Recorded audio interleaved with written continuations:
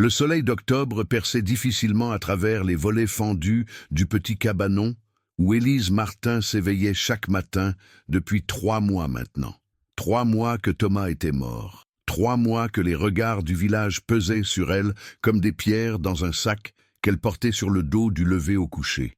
Elle se redressa sur sa paillasse humide et sentit immédiatement l'odeur familière, ce mélange de moisie, d'urine de sa belle-mère malade et de sueur froide qui imprégnait les murs de leur misérable demeure. Rue du Chêne Fendu, leur bicoque était la dernière avant la route qui menait aux grandes propriétés, assez loin pour qu'on les oublie, assez proche pour qu'on les surveille.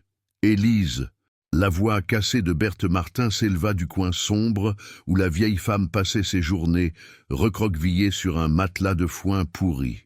Les draps du château, il faut les porter aujourd'hui. Élise ferma les yeux.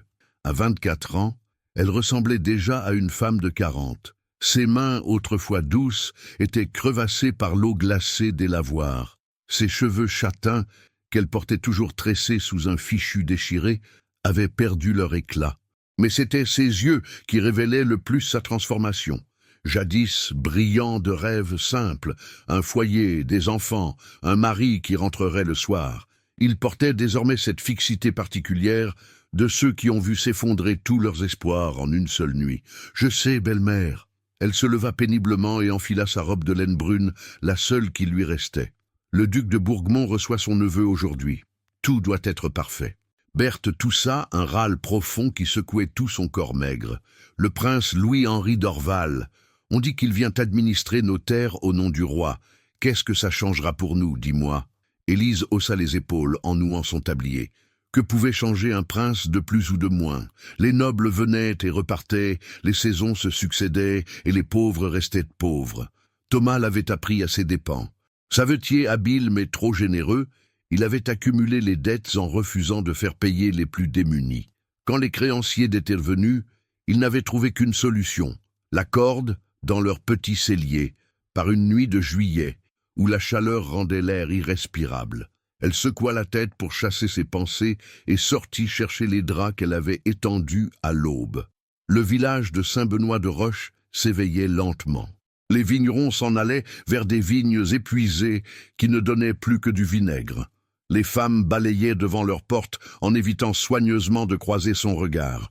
Même le père Augustin, quand il la croisait, détournait les yeux et murmurait une prière. Car Élise portait une double malédiction, celle d'être veuve, et pire encore, veuve d'un homme qui s'était donné la mort.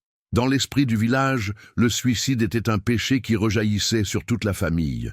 On murmurait qu'elle avait poussé Thomas au désespoir, qu'elle l'avait peut-être trompé, qu'elle portait malheur. « Bonjour, Élise !» La voix la fit sursauter. Mathieu Dubois, le boulanger, se tenait devant elle, un pain encore chaud dans les mains. C'était un homme d'une 40aine d'années, au visage rond et aux yeux bienveillants, l'un des rares à ne pas la fuir. « Bonjour, Mathieu !» Elle hésita, puis ajouta « Je ne peux pas payer aujourd'hui. »« Qui te demande de payer ?»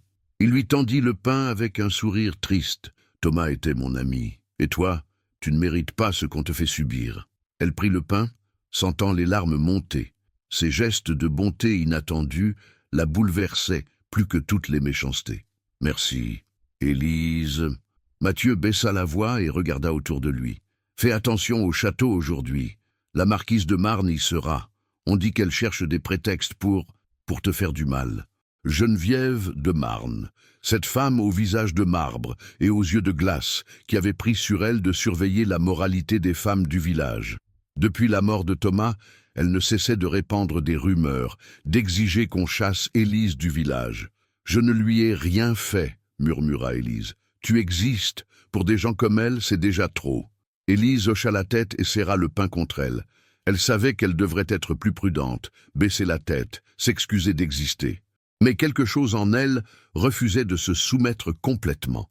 Une fierté farouche, héritée de sa mère, qui lui murmurait que même dans la misère, elle restait une femme debout. Elle retourna chercher ses draps et se dirigea vers le château de Montélac. Les tours de pierre se dressaient au bout de l'allée bordée de chênes, imposantes et froides. Dans quelques heures, ces murs résonnaient des rires et des conversations de gens qui ne connaîtraient jamais la fin, qui ne sauraient jamais ce que c'était de pleurer un mari mort par désespoir. En poussant la lourde porte des cuisines, elle ne savait pas encore qu'avant la fin de cette journée, sa vie basculerait définitivement, qu'un prince arrogant et une marquise vindicative l'acculeraient à un choix qui révélerait sa véritable force. Le château l'attendait, et avec lui, les mots qui allaient tout changer. Les cuisines du château de Montélac grouillaient d'une activité fébrile. Margot, une servante aux joues roses d'une vingtaine d'années, courait entre les fourneaux en portant des plateaux d'argent. Elle aperçut Élise qui entrait timidement avec son panier de draps propres et lui fit un signe discret de la main. « Par ici, Élise !» chuchota-t-elle en s'approchant. « Dépêche-toi de ranger ça dans l'armoire à linge. Madame la marquise de Marne rôde dans les couloirs depuis ce matin. » Élise suivit Margot à travers les corridors de pierre froide, ornés de tapisseries représentant des scènes de chasse. Les murs semblaient suinter le pouvoir et l'arrogance. Elle avait toujours détesté cet endroit, mais c'était son seul moyen de gagner quelques pièces pour survivre. « Que se passe-t-il exactement aujourd'hui ?» demanda Élise, en pliant soigneusement les draps brodés dans l'armoire de chêne massif. « Le prince Louis-Henri d'Orval arrive dans 2 heures. Le duc a ordonné une cérémonie de présentation. Tous les paysans des environs doivent venir offrir un tribut en signe de soumission. » Margot baissa encore la voix. « Et la marquise ? Elle a prévu quelque chose contre toi. » Le cœur d'Élise se serra. « Qu'est-ce que tu veux dire ? » « J'ai entendu sa conversation avec le duc hier soir. Elle prétend que ta présence au château est une insulte à la moralité chrétienne. Elle veut te faire interdire de travail. » Élise ferma les yeux. Si elle perdait ce travail, c'était la famine assurée. Elle et sa belle-mère mourraient avant l'hiver. « Mais il y a autre chose, » continua Margot en jetant un coup d'œil vers la porte. Elle a dit que si tu osais te présenter à la cérémonie avec les autres paysans, elle trouverait un moyen de te humilier publiquement. « Je n'ai rien à offrir de toute façon, » murmura Élise. « Nous n'avons plus rien. » Margot hésita, puis glissa quelque chose dans la main d'Élise. « Si, tu as ça. » C'était le petit lendemain brodé de sa mère, celui qu'elle gardait précieusement dans sa malle depuis des années. Sa mère, Marie, l'avait confectionné pendant sa dernière maladie, y brodant des fleurs de lys avec un fil doré qu'elle avait économisé pendant des mois. C'était tout ce qui lui restait d'elle. « Comment l'as-tu eu ?» balbutia Élise. « Ta belle-mère me l'a donné ce matin. Elle a dit que c'était le seul objet de valeur que vous possédiez encore et que tu devrais l'offrir au prince. » Élise contempla le tissu délicat entre ses doigts. Les petites fleurs dorées brillaient encore, malgré les années. Sa mère avait brodé chaque point avec amour, en lui racontant des histoires de princes et de princesses, d'un monde où la beauté et la bonté triomphaient toujours. « Je ne peux pas, » chuchota-t-elle. « C'est tout ce qui me reste d'elle. » Élise. Margot posa une main compatissante sur son épaule. « Si tu ne te présentes pas, la marquise dira que tu méprises l'autorité royale. Si tu te présentes les mains vides, elle dira que tu insultes le prince. Dans tous les cas, elle trouvera un prétexte pour te nuire. » Un bruit de pas résonna dans le couloir. Les 2 femmes se figèrent. La voix hautaine de la marquise de Marne s'éleva. « Où est cette créature ? Je veux m'assurer qu'elle comprend bien sa place. » Geneviève de Marne apparut dans l'embrasure de la porte. Grande, sèche, vêtue d'une robe de velours noir qui lui donnait l'allure d'un corbeau, elle fixait Élise avec un mépris glacial. Ses cheveux gris étaient tirés en un chignon si serré qu'il semblait étirer sa peau, accentuant la dureté de ses traits. « Tiens, la veuve Martin ?» Sa voix claquait comme un fouet. « J'espère que tu as conscience de la générosité exceptionnelle qu'on te témoigne en te permettant encore de franchir ces murs saints. » Élise baissa la tête, serrant le lendemain dans sa main. « Oui, madame la marquise. Regarde-moi quand je te parle. » La marquise s'approcha et Élise sentit son parfum lourd et entêtant. « Tu empestes la pauvreté et le péché. Ta simple présence souille cet endroit. Madame la marquise, je ne fais que mon travail. »« Ton travail ?» La marquise eut un rire cruel. « Une femme de ta condition n'a pas sa place parmi les serviteurs d'une maison noble. Mais j'ai parlé au duc. Il accepte, par charité chrétienne, de te laisser une dernière chance. Élise releva les yeux, surprise. Une dernière chance? Tu vas te présenter cet après-midi avec les autres paysans. Tu vas offrir ton tribut au prince comme il se doit. Et si tu te comportes avec l'humilité qui convient à ton rang, si tu montres le respect dû à tes supérieurs, alors peut-être pourras-tu continuer à laver notre linge. La marquise s'approcha encore, jusqu'à ce qu'Élise sente son souffle sur son visage. Mais si tu oses lever les yeux, si tu oses parler sans qu'on te le demande, si tu montres la moindre trace d'insolence. Elle sourit, un sourire qui glaça le sang d'Élise. Je m'assurerai personnellement que tu quittes ce village pour toujours. Est-ce que c'est clair? Oui, madame la marquise. Parfait. La marquise recula et lissa sa robe. Maintenant, sors de ma vue, et tâche de te laver avant la cérémonie. Tu sens la misère à 3 lieues. Elle sortit en faisant claquer ses talons sur les dalles de pierre. Margot attendit que le bruit s'éloigne pour s'approcher d'Élise, qui tremblait de rage contenue. « Elle cherche à te piéger », murmura la servante. « Quoi que tu fasses, elle trouvera un défaut. » Élise regardait toujours le lendemain de sa mère. Dans quelques heures, elle devrait le donner à un prince qu'elle n'avait jamais vu, sous les yeux d'une femme qui la détestait, entourée de nobles qui la considéraient comme moins qu'un animal. Mais pour la première fois depuis des mois, quelque chose de nouveau naissait dans son cœur. Ce n'était plus seulement de la résignation ou de la peur. C'était une colère froide, pure, qui montait lentement du fond de son âme. Sa mère avait brodé ce lendemain avec amour, sa mère qui lui disait toujours « Ma petite Élise, souviens-toi que même les plus humbles peuvent avoir de la dignité ». Peut-être était-il temps de rappeler à ces nobles ce que signifiait vraiment la dignité. Le grand salon de pierre du château de Montelac n'avait jamais semblé si imposant. Les murs épais, ornés d'armoiries et de portraits d'ancêtres au regard sévère, semblaient écraser les paysans rassemblés au centre de la pièce. Une centaine de villageois se tenaient debout, serrés les uns contre les autres, leurs habits du dimanche paraissant misérables sous les lustres de cristal. Élise se trouvait au fond du groupe, le mouchoir de sa mère caché dans les plis de sa robe. Elle avait tenté de se faire plus présentable. Elle avait noué ses cheveux dans un chignon serré, lavé son visage à l'eau froide et brossé sa robe brune du mieux qu'elle pouvait. Mais elle savait que rien ne pourrait effacer l'air de pauvreté qui émanait d'elle. Autour du salon, la noblesse locale prenait place sur des chaises dorées, disposées en demi-cercle. Élise reconnut le duc de Bourgmont, un homme corpulent aux joues rougeaudes qui affichait un sourire satisfait.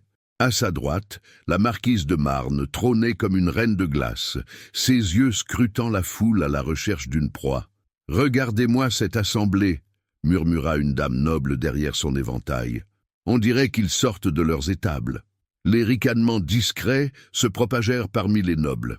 Élise sentit ses joues s'embraser, mais elle garda la tête baisse. Autour d'elle, les paysans semblaient se tasser encore davantage, comme des animaux effrayés. Un cor sonna 3 fois. Toutes les conversations cessèrent. Son Altesse royale, le prince Louis-Henri d'Orval, annonça un majordome d'une voix solennelle. Les lourdes portes du salon s'ouvrirent dans un grincement sourd. Un homme entra d'un pas assuré, et Élise comprit immédiatement pourquoi les femmes de la cour le regardaient avec admiration. Le prince Louis-Henri d'Orval était d'une beauté saisissante. Grand, élancé, avec des cheveux châtains qui brillaient comme du cuivre au soleil, il avait ce port altier qui ne s'acquiert que dans les palais royaux. Ses yeux d'un bleu profond balayèrent l'assemblée avec l'assurance de quelqu'un qui n'a jamais eu à douter de sa supériorité. Il portait un costume de velours bleu roi brodé de fils d'or, et chacun de ses gestes semblait calculé pour impressionner. « Mes chers sujets », commença-t-il d'une voix claire et mélodieuse, « je suis venu administrer ces terres au nom de Sa Majesté le Roi. J'espère que vous me servirez avec la même fidélité que vous avez servi mon oncle. » Un murmure d'approbation parcourut les rangs des nobles. Les paysans gardaient un silence pesant. « Comme le veut la tradition, » continua le prince, « vous allez maintenant présenter vos tribus en signe de soumission et de respect. » La cérémonie commença. Un par un, les chefs de famille s'avançaient pour déposer leurs offrandes aux pieds du prince. Le boulanger Mathieu présenta une miche de pain doré qui fit hocher la tête d'approbation au prince. Un fermier offrit un fromage de chèvre, qui fut accepté avec un sourire condescendant. Une veuve âgée tremblait en présentant un petit pot de miel que le prince examina à peine avant de le faire emporter par un serviteur. Chaque geste du prince respirait la noblesse naturelle, mais aussi un mépris subtil pour ces gens qu'il considérait visiblement comme une espèce inférieure.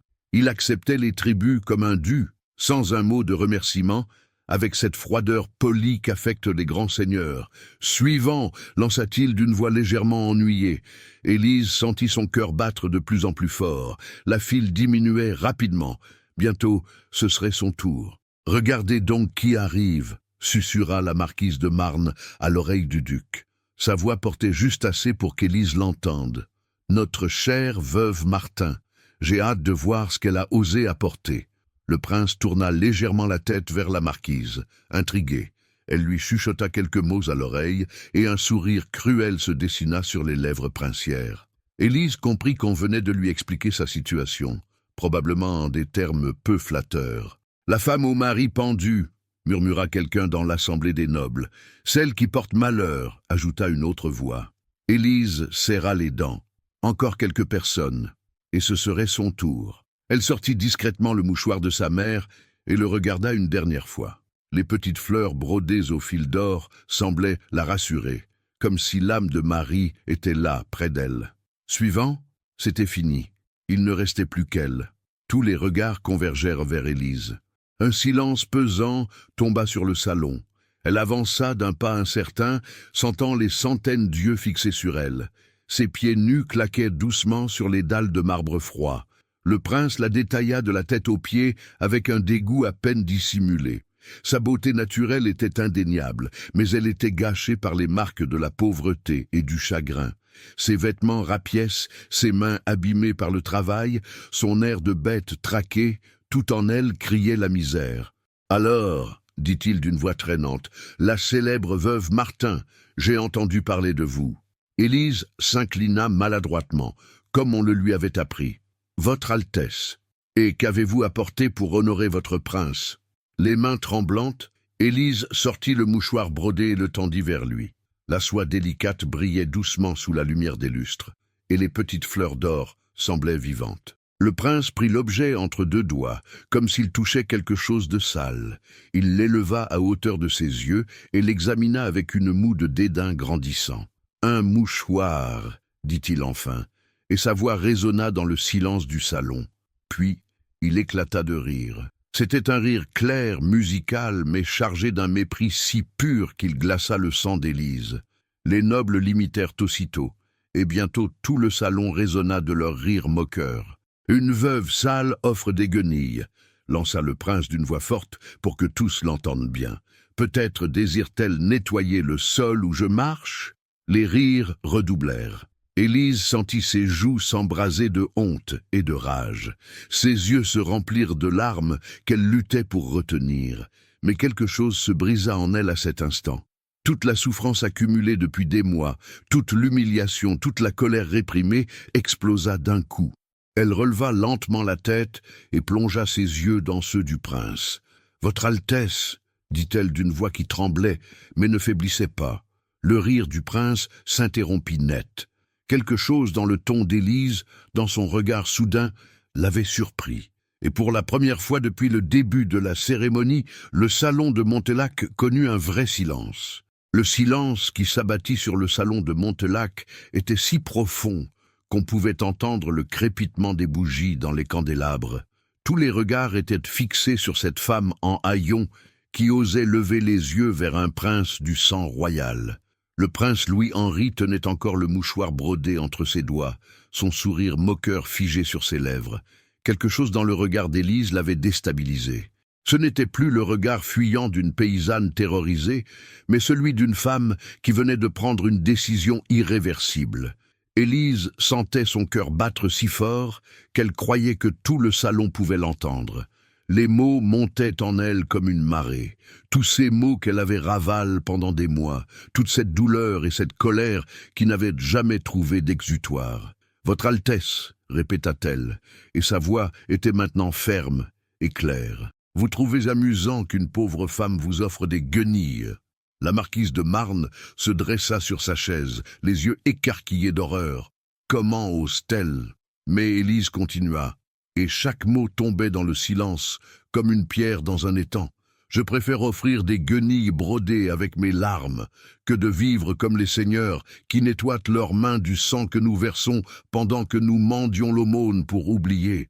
Un murmure d'effroi parcourut l'assemblée des nobles. Plusieurs dames portèrent leurs mains à leur cœur comme si elles venaient d'entendre un blasphème. Le duc de Bourgmont devint écarlate. « Qu'est-ce qu'elle a dit ?» chuchota une voix incrédule. « Elle insulte la noblesse. C'est un scandale !» Mais le prince, lui, ne disait rien. Son sourire avait complètement disparu. Il regardait Élise avec une expression qu'elle n'arrivait pas à déchiffrer. Était-ce de la colère, de la surprise ou autre chose? Élise savait qu'elle venait de franchir une ligne dont il n'y avait pas de retour possible. Mais étrangement, elle se sentait plus libre qu'elle ne l'avait été depuis des mois. Les mots continuaient à couler d'elle comme un torrent longtemps contenu. « Vous riez de mon mouchoir, Votre Altesse, parce qu'il a été brodé par des mains qui ont connu le travail, parce qu'il porte les traces de larmes véritables, pas de ces pleurs factices que versent vos dames quand elles cassent un ongle. »« Silence !» rugit le duc de Bourgmont en se levant de sa chaise. « Garde! Emparez-vous de cette folle !» Mais le prince leva une main et d'un geste, il arrêta les gardes qui s'avançaient déjà. Ses yeux ne quittaient pas Élise. « Laissez-la parler !» dit-il d'une voix étrangement calme. « Je veux entendre ce que cette dame a à dire. » La marquise de Marne était devenue livide. « Votre Altesse, cette créature n'est qu'une... » J'ai dit, laissez-la parler.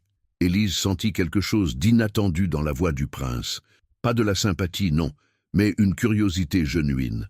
Comme s'il découvrait soudain l'existence d'une espèce inconnue. « Vous voulez que je nettoie le sol où vous marchez ?» continua Élise, et maintenant sa voix portait une dignité que personne n'attendait d'elle. « Mais savez-vous, Votre Altesse, ce que c'est que de nettoyer vraiment, de nettoyer le sang de son mari qui s'est pendu parce qu'il ne supportait plus de voir sa famille mourir de faim, de nettoyer les larmes de sa belle-mère qui appelle son fils mort dans son délire ?»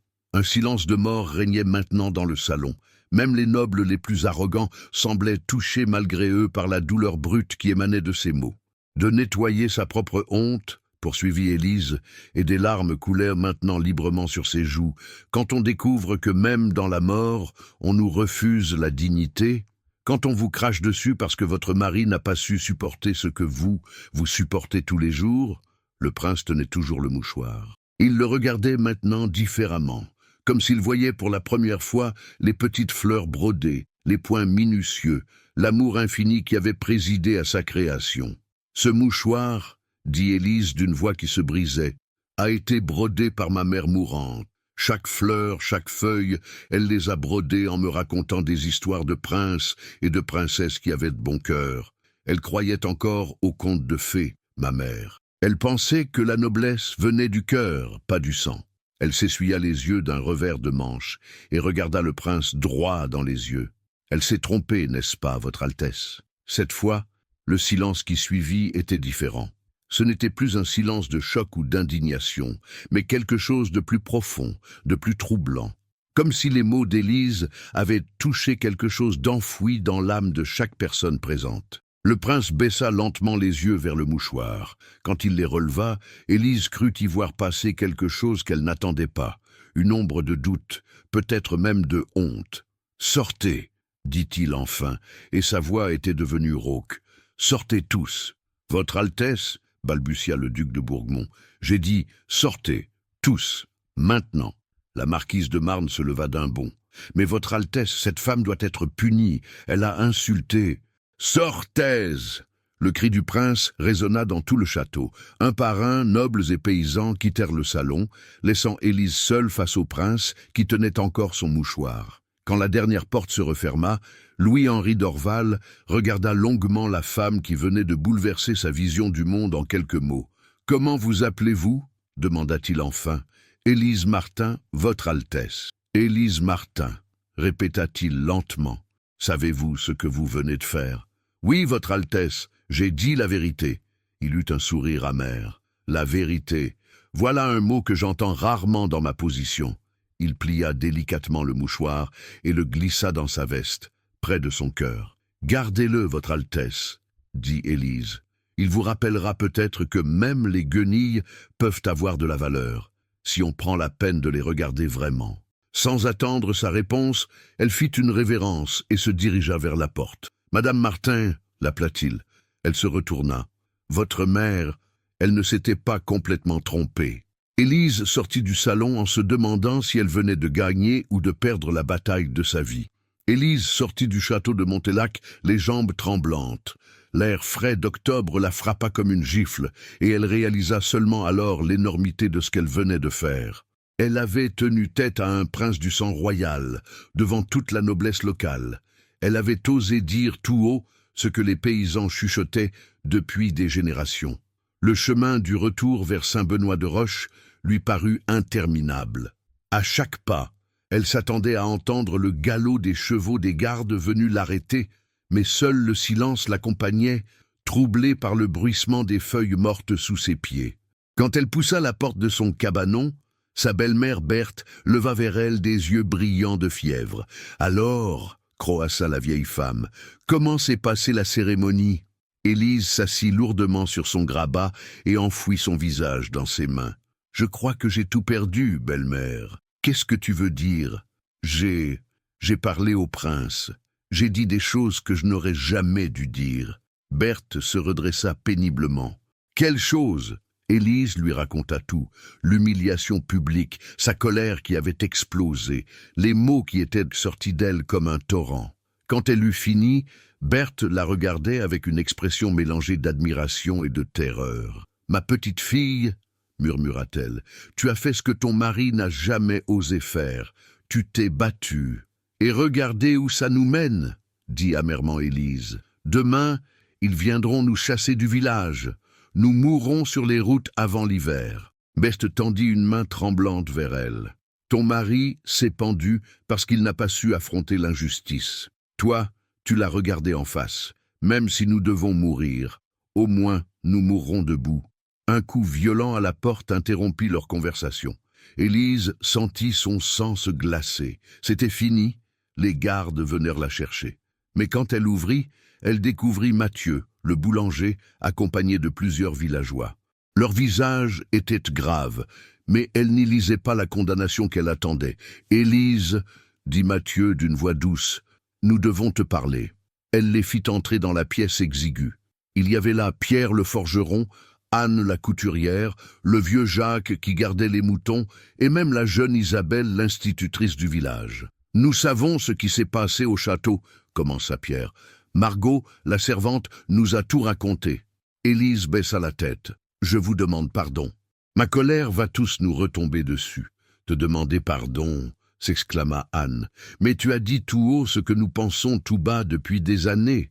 Tu as eu le courage que nous n'avions pas. » ajouta Jacques de sa voix chevrotante. « Tu as parlé pour nous tous. » Élise les regardait, incrédule. « Vous ne me condamnez pas. »« Te condamner ?» Isabelle s'approcha et posa une main sur son épaule. « Élise, depuis la mort de ton mari, nous t'avons laissé seul porter le poids de nos lâchetés. Nous t'avons laissé devenir le bouc émissaire de notre résignation. C'est nous qui devrions te demander pardon. » Mathieu hocha la tête. « Margot nous a dit que le prince était resté seul avec toi après ton discours, qu'il ne semblait pas en colère, mais troublé. Troublé, comme si tes mots l'avaient atteint quelque part où personne n'avait jamais osé le toucher. » Élise ne savait que répondre. Elle repensait au regard étrange du prince quand elle avait quitté le salon, à ces derniers mots qu'il avait prononcés. « Mais cela ne change rien, » dit-elle finalement. « La marquise de Marne ne me laissera pas en paix. Elle trouvera un moyen de me faire payer. » Comme si elle avait entendu son nom, la voix aigre de Geneviève de Marne résonna soudain dehors. « Sortez de là, créature immonde! Sortez que justice soit rendue !» Par la fenêtre, Élise vit un groupe de nobles à cheval devant sa porte. La marquise était en tête, vêtue d'une cape noire qui lui donnait l'allure d'un rapace.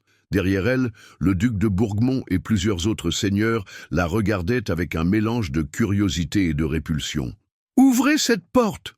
hurla la marquise. « Ou nous l'enfonçons !» Les villageois se regardèrent, inquiets. Élise se dirigea vers la porte, mais Mathieu la retint. « Non, laisse-moi faire. » Il sortit le premier, suivi par les autres. Élise resta sur le seuil, le cœur battant. « Que voulez-vous, madame la marquise ?» demanda poliment Mathieu. « Ce que je veux. » La voix de la marquise monta dans les aigus. « Je veux que cette sorcière paie pour ses blasphèmes. Elle a insulté un prince du sang royal. Elle a craché sur l'ordre voulu par Dieu. Elle a dit la vérité, » répondit calmement Pierre le forgeron. La marquise le foudroya du regard. « La vérité ? La vérité, c'est qu'elle est possédée par le démon. Regardez-la, elle sème la discorde partout où elle passe. Son mari s'est pendu, sa belle-mère agonise, et maintenant elle corrompt tout le village avec ses paroles impies. » « Ces paroles n'étaient pas impies, » intervint Isabelle. « Elles étaient humaines. »« Humaines ?» La marquise descendit de cheval et s'approcha d'Isabelle, menaçante. « Une paysanne qui insulte la noblesse devant témoins, c'est humain. Une veuve qui prétend donner des leçons de morale à ses supérieurs, c'est humain. Plus humain que de se moquer de la douleur d'une mère, » répliqua Anne. Un murmure approbateur parcourut le petit groupe de villageois. La marquise pâlit de rage. « Comment osez-vous me tenir tête? Vous oubliez qui je suis. »« Non, » dit une voix forte derrière elle, « c'est vous qui oubliez qui vous êtes. » Tous se retournèrent. Le prince Louis-Henri d'Orval arrivait au galop, seul, sans escorte. Il descendit de cheval d'un mouvement fluide et s'avança vers le groupe. La marquise se prosterna immédiatement. « Votre Altesse, vous arrivez à temps pour châtier cette créature qui vous a manqué de respect. » Mais le prince ne la regardait même pas. Ses yeux étaient fixés sur Élise, qui se tenait toujours sur le seuil de sa masure. « Madame Martin, » dit-il d'une voix étrangement douce, « puis-je vous parler en privé ?» Le silence qui suivit était lourd de stupéfaction. Même Élise n'en croyait pas ses oreilles. « Votre Altesse ?» balbutia la marquise. « Sûrement vous ne comptez pas. »« Madame de Marne, » coupa le prince, et sa voix avait retrouvé son autorité royale. « Vous retournerez au château, immédiatement, et vous attendrez mes ordres avant de vous mêler de nouveau de cette affaire. Mais, Votre Altesse, immédiatement. » La marquise remonta en selle, le visage déformé par la rage et l'incompréhension. Elle partit au galop, suivie par les autres nobles qui n'osaient poser de questions. Quand ils furent repartis, le prince se tourna vers les villageois. « Vous pouvez rentrer chez vous. Je souhaite parler seul à Madame Martin. » Les villageois hésitèrent, inquiets pour Élise, mais elle leur fit un signe rassurant, et ils s'éloignèrent à contre-cœur. Quand ils furent seuls, le prince et Élise se regardèrent longuement. Dans la lumière dorée du couchant, il semblait moins intimidant, plus humain. « Vous êtes revenu ?» dit-elle enfin. « Oui », répondit-il simplement. « Il fallait que je revienne. » Les jours qui suivirent la visite nocturne du prince furent étranges pour Élise. Elle s'attendait à des représailles immédiates, à voir surgir les gardes du château pour l'emmener en prison ou l'exiler du village. Mais rien ne vint. Au contraire, une paix inhabituelle semblait s'installer autour d'elle. Le lendemain matin, quand elle se rendit au lavoir communal pour laver le peu de linge qui lui restait, elle constata que les autres femmes ne fuyaient plus son regard. Certaines lui adressaient même de timides sourires, comme si elle était devenue soudain digne de respect. « Élise !» l'appela Claire, la femme du meunier. « Viens donc t'asseoir près de moi. » Surprise, Élise s'approcha du groupe de femmes agenouillées au bord de la rivière. Claire, une femme robuste d'une quarantaine d'années, lui fit une place sur la pierre plate qu'elle utilisait pour battre son linge. « Alors, » dit-elle à voix basse, « est-ce vrai ce qu'on raconte? Le prince serait venu chez toi hier soir ?» Élise hocha la tête, mal à l'aise. « Il voulait parler, c'est tout. »« Parler ?» Marie, la boulangère, leva les yeux de sa lessiveuse. « Un prince qui vient parler avec une paysanne dans sa masure? Ma pauvre Élise, tu ne te rends pas compte de ce que ça signifie ?»« Qu'est-ce que ça signifie ?» demanda Élise, sincèrement inquiète. Les femmes échangèrent des regards lourds de sous-entendus. « Ça signifie, dit lentement Claire, que tes paroles d'hier ont fait plus d'effet que tu ne le crois. On dit au château que le prince a refusé de dîner avec la marquise de Marne, qu'il s'est enfermé dans sa chambre et qu'il a passé la soirée à regarder par la fenêtre en direction du village. On dit aussi, ajouta Marie, en baissant encore la voix, qu'il a congédié son confesseur habituel et qu'il a demandé à voir le père Augustin. Élise sursauta. Le père Augustin était le curé du village, un homme simple et bon qui prêchait la charité chrétienne plus que la soumission aveugle aux puissants. « Mais pourquoi ferait-il ça ? Réfléchis, ma fille, » dit Claire avec un sourire entendu, un homme habitué aux prêtres de cour, qui soudain veut voir un curé de campagne. Il cherche autre chose que des flatteries. Tu ne crois pas ? Élise ne savait que penser. Était-il possible que sa colère spontanée ait vraiment ébranlé un prince du sang royal? L'idée lui semblait à la fois enivrante et terrifiante. « Attention, Élise, » murmura soudain Marie, « la marquise approche. » Effectivement, Geneviève de Marne arrivait au lavoir, accompagnée de sa suivante habituelle, Madame de Rochefort, une femme sèche aux lèvres pincées. Les deux femmes portèrent des robes sombres qui les faisaient ressembler à des corbeaux descendus des hauteurs du château. Toutes les lavandières se turent immédiatement et baissèrent la tête sur leur ouvrage. Mais Élise, encouragée par la solidarité inattendue qu'elle venait de découvrir, resta droite et continua son travail sans manifester de crainte particulière. La marquise s'arrêta juste derrière elle. « Tiens, tiens !» dit-elle de sa voix glaciale. « La héroïne de notre petit théâtre rural. Comment vous portez-vous, chère Madame Martin ?» Élise se retourna lentement. « Bien, Madame la marquise, je vous remercie de vous en inquiéter. » L'ironie subtile de la réponse n'échappa pas à Geneviève, dont les yeux se plissèrent dangereusement. « Je m'inquiète, en effet, surtout quand j'apprends que certaines personnes reçoivent des visites nocturnes inhabituelles. » Un murmure parcourut le groupe des lavandières. Élise sentit ses joues s'enflammer, mais elle soutint le regard de la marquise. « Si vous avez quelque chose à me dire, Madame la marquise, dites-le clairement. »« Quelque chose à vous dire ?» Geneviève eut un sourire mauvais. « Oh, j'ai beaucoup de choses à dire. Par exemple, je me demande ce qu'une veuve en deuil peut bien avoir de si intéressant à raconter à un prince pour qu'il daigne salir ses bottes dans la boue de votre taudis. » Le sous-entendu était clair et blessant. Élise sentit la colère monter en elle, mais cette fois, elle la contrôla. « Peut-être, » dit-elle d'une voix calme, « que son Altesse apprécie la conversation de gens qui ne lui mentent pas par intérêt. » Cette fois, c'en était trop pour la marquise. Son visage devint écarlate de rage. « Comment osez-vous insinuer que... » Madame de Marne, une voix masculine l'interrompit. Tous se retournèrent. Margot, la servante du château, arrivait en courant, visiblement bouleversée. « Madame de Marne, son Altesse vous fait demander immédiatement. Il y a un problème avec votre fille. » Le visage de la marquise changea instantanément d'expression. Sa fille Amélie, âgée de 16 ans, était la prunelle de ses yeux, la seule chose au monde pour laquelle elle éprouvait quelque tendresse. « Qu'est-ce qui lui arrive ?» demanda-t-elle d'une voix soudain tremblante. « Elle est tombée malade cette nuit, madame. Le médecin du château dit que c'est grave. » La marquise pâlit et porta une main à son cœur. « Grave comment ? Il ne sait pas ce qu'elle a, madame. Elle brûle de fièvre et délire. Il dit qu'il faut préparer le père. »« Non !» Le cri de la marquise résonna sur toute la rivière. « Non, ma fille ne mourra pas. Il doit y avoir quelque chose à faire. » Elle saisit Margot par les épaules et la secoua. « Le médecin, qu'est-ce qu'il dit exactement ?»« Il dit qu'il a essayé tous ses remèdes, madame, que seul un miracle pourrait la sauver maintenant. » La marquise chancela. Madame de Rochefort la rattrapa par le bras. « Geneviève, il faut rentrer. Il faut être auprès d'Amélie. » Mais avant de partir, la marquise se tourna vers les lavandières et son regard désespéré balaya le groupe comme si elle cherchait une solution. « Vous ?» dit-elle soudain en pointant Claire du doigt. « Vous connaissez les remèdes de bonne femme. Il n'y a rien qui pourrait... » Claire secoua la tête tristement. « Si le médecin du château n'arrive à rien, madame la marquise, que voulez-vous que nous... » « Attendez !» intervint Marie la boulangère. « Il y a bien ce vieux remède contre les fièvres malignes, celui que préparait la mère de Thomas Martin. » Toutes les têtes se tournèrent vers Élise. La marquise aussi la regardait maintenant, et dans ses yeux, Élise ne lisait plus de la haine, mais une supplication muette. « Ma mère connaissait effectivement une préparation, » dit lentement Élise. « Une tisane à base d'écorce de saule et d'autres plantes.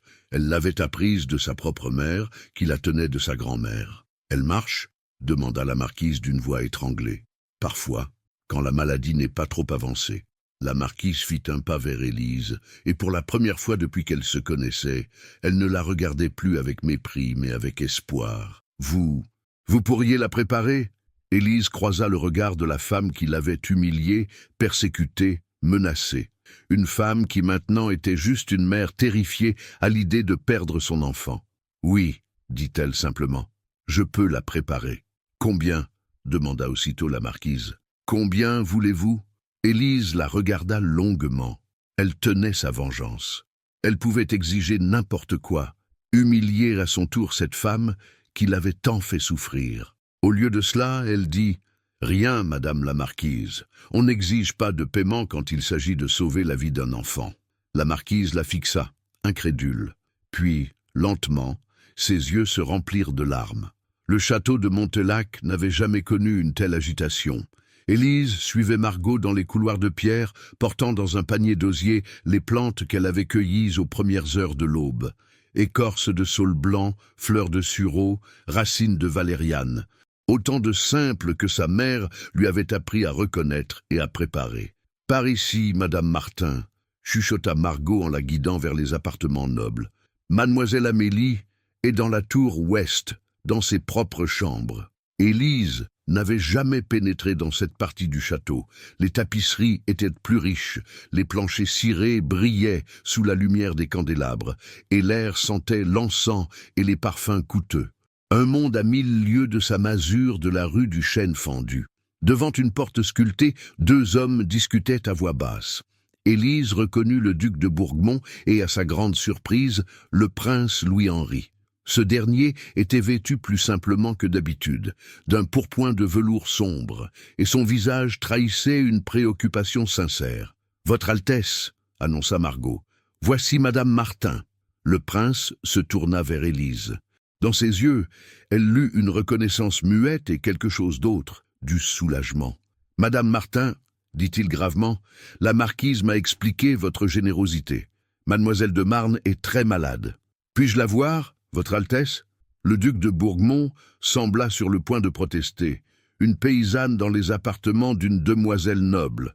Mais le prince lui lança un regard qui le fit taire. « Bien sûr, la marquise vous attend. » Il poussa la porte, révélant une chambre somptueuse tendue de soieries bleues.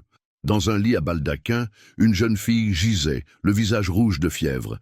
Ses longs cheveux blonds étaient collés de sueur, et elle murmurait des mots incompréhensibles dans son délire. Près du lit, la marquise de Marne se tenait debout, méconnaissable. Sa coiffure impeccable était défaite, ses vêtements froissés, et ses yeux rougis par les larmes témoignaient de sa veille anxieuse. « Madame Martin » dit-elle, en se précipitant vers Élise. Sa voix, d'habitude si hautaine, tremblait d'émotion. « Dieu soit loué que vous soyez venue. Regardez-la. Regardez ma petite fille. » Élise s'approcha du lit et posa délicatement sa main sur le front brûlant d'Amélie. La jeune fille ouvrit des yeux vitreux et la regarda sans la voir. « Depuis quand est-elle ainsi ?» demanda Élise. « Depuis hier soir. Au début, nous avons cru à une simple indisposition, mais... » La marquise éclata en sanglots. « Le médecin dit qu'elle ne passera pas la nuit. » Élise examina attentivement la malade. Ses lèvres étaient sèches et gercées, son pouls rapide mais régulier. Elle souleva doucement les paupières d'Amélie pour regarder ses yeux. « Ce n'est pas perdu, » dit-elle finalement, « mais il faut agir vite. »« Que faut-il faire ?» demanda le prince. « D'abord, préparer la tisane.